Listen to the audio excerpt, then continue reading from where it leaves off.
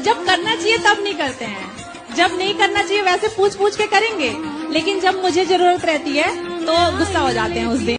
बिटिया बोलो। गुरुजी चरण स्पर्श। खुश रहो। कहाँ से हैं आप?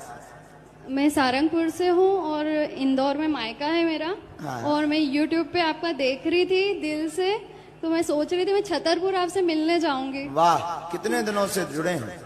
1 महीना हुआ होगा मेरे को, बाकी मेरे को आपसे बहुत ज्यादा। हाँ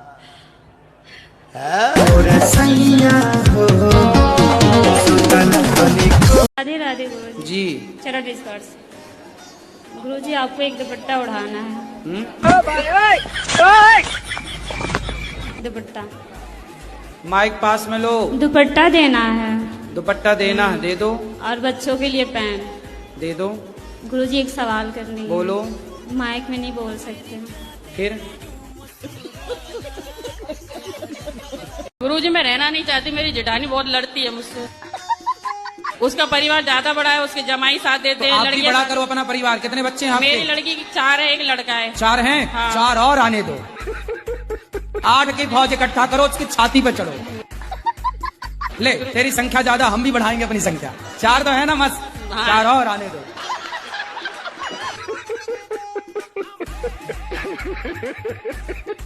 जो रावण है ना, वो राम के हाथों क्यों मारा गया? आपको मारने का विचार था क्या?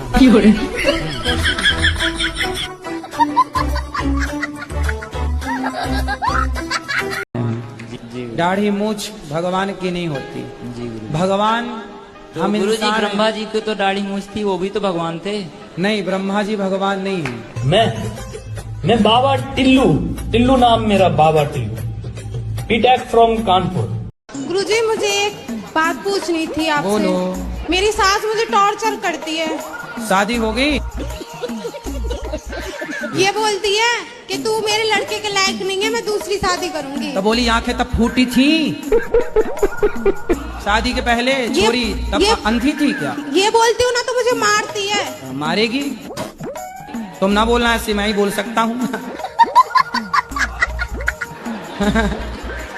आप कहते हैं दारू पीना पाप है, चिकन खाना पाप है क्योंकि उसमें जान है।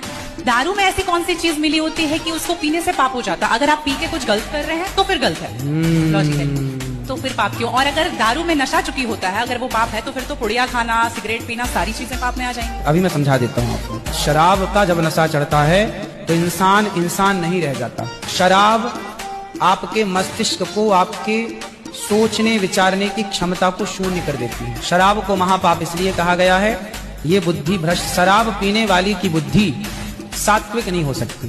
गुरुजी राधे राधे। राधे राधे। आपके कोटि में याद करो।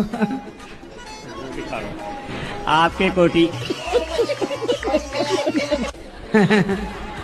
आपके चरणों में कोटि कोटि प्रणाम। ठीक है। हम यूपी से हैं। हो? अभी भी तो यूपी में हो? अभी कौन से लंदन में हो? 23 हैं, 23 यूपी 23 हैं?